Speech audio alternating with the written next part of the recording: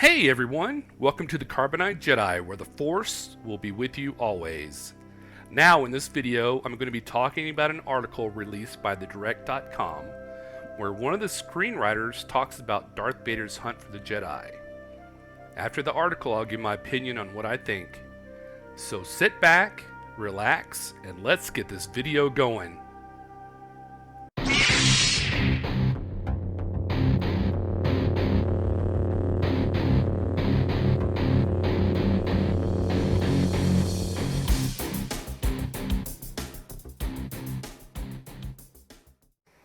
TheDirect.com released an article interviewing Joby Harold, a screenwriter for the Obi Wan Kenobi series. Okay, we're going to pause, and I'm going to warn the viewers that this could contain potential spoilers for the Obi Wan series. So if you don't want to hear any more, stop the video. So Obi Wan Kenobi lands in our galaxy later next month, with the first two episodes dropping simultaneously on Disney+. In what already promises to be a massive weekend for fans, thanks to Star Wars Celebration, the highly anticipated series becomes a reality after years of campaigning for Ewan McGregor's return. After 17 years, the Jedi Master is finally back.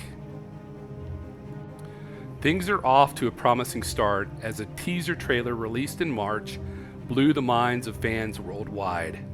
Aside from the memeing of the Grand Inquisitor's appearance, the Star Wars faithful have been extremely impressed with the production quality the series boasts, and the promise of big things to come when it debuts.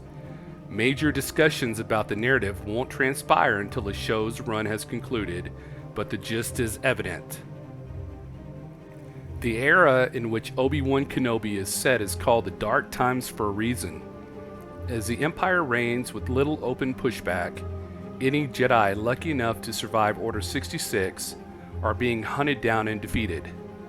Darth Vader oversees the operation to eliminate members of the ancient religion, dispatching his Inquisitors to deal with the lesser Jedi who were unworthy of his time. With the titular character leaving Tatooine, Obi Wan Kenobi is set to give another look at this haunting experience. Only the Imperial forces will be up against one of the greatest Jedi of his generation. To make this series a story worth telling, it's necessary to force Kenobi off-world and challenge his faith in the Order before facing his fallen pupil, something the screenwriter has given considerable thought to.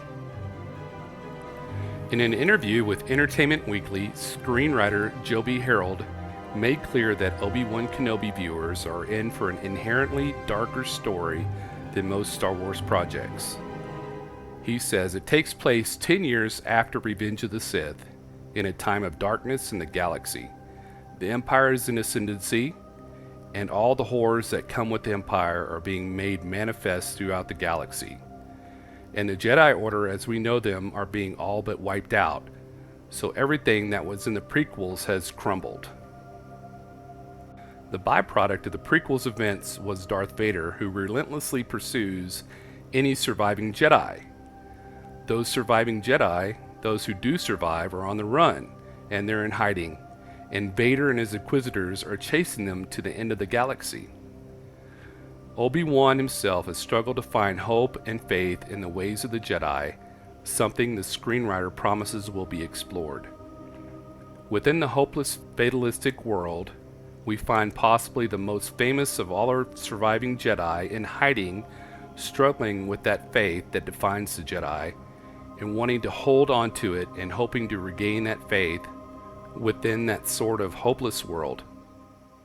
As the series progresses, Obi-Wan will be tested and regain his faith, leading to the wizened mentor seen in A New Hope. Within that environment and that galaxy, his faith is tested, and he goes on a journey that allows him to travel from that character that we saw in the last of the prequels, where McGregor really felt like he was embodying Obi-Wan Kenobi to a pretty extraordinary degree, and ends with him as the more finished article that Sir Alec Guinness gave to the world in A New Hope. And so, in this very specific time in the history of Star Wars, where the Jedi are on the run, we get to sort of stand next to and watch Obi-Wan as he runs the gauntlet and has to survive a pretty extraordinary experience. By all accounts, it sounds like Obi Wan Kenobi will be character defining for the titular hero. Obi-Wan was largely a completed work when Revenge of the Sith came along, serving as a mature mentor and brother figure to Anakin Skywalker, but his blind faith in the Jedi Code left his friend vulnerable to manipulation. With Anakin turning and the Jedi falling, it's little wonder why Kenobi would have a crisis of faith. As the character's mentality in A New Hope dictates, Obi-Wan will triumph over the challenges he faces and come out stronger than before. Sometimes seemingly complete characters need to be broken down and built back up in order to grow, and that's precisely what will be happening with Kenobi. The Jedi Master feels responsible for so much of what went wrong with Anakin, and this upcoming journey will lead to inner peace. The only way for him to truly conquer his demons is to face them, and in this case, that means confronting Darth Vader. Anakin Skywalker's story is a tragedy, but he can't be reached by his former master. While Obi-Wan may try, he'll come to realize that Anakin is too far gone and there's nothing he can do. What Luke managed to accomplish later was nothing short of improbable, but that isn't something Kenobi will be capable of. It doesn't seem likely that the Inquisitors will give Obi-Wan much of a run for his money. Perhaps the first encounter will show that he's rusty, but a duel with Vader is where things truly become challenging. Obi-Wan will be up against a figure who outmatches him in size and power, and the man behind the mask will be tormenting the Jedi.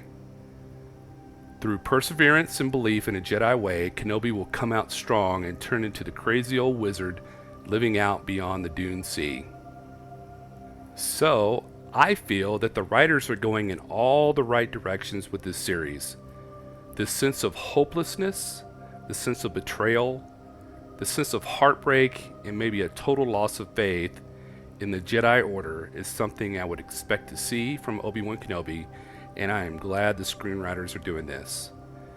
It also never crossed my mind that Obi-Wan would try to turn Anakin back to the light. I would have thought Obi-Wan would have more of a chance to do that than Luke, who Darth Vader really never knew Luke.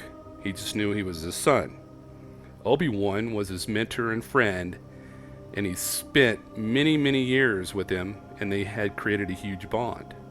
So, here's one thing I think about a lot. It's a theory/question to you. If Yoda had faced Darth Vader during the hunting of the Jedi, would Yoda have beaten him and won? Do you think that if Yoda wouldn't have gone into exile and become a recluse, would there have been a totally different timeline of events that would have happened? Personally, I think he would have beat Darth Vader, and the whole timeline of events would be totally different because Darth Vader wouldn't have been around, and Yoda and Obi-Wan probably would have beaten all the Inquisitors and left the Emperor by himself. That's just my theory. Alright everyone, I want to know what you think about this article. Do you like the way the series seems to be going, or do you think it should have gone another way?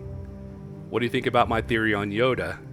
Send me your opinions, thoughts, and idea of what you would have done if you disagree with how they are leading the series. So, start leaving your comments below right now and we can discuss it together. Well, that's it for the video, but I will be back soon with more Star Wars and other sci-fi movie content. Don't forget to like and subscribe, and until next time, this is the Carbonite Jedi, where the Force will be with you always. Thank you for watching.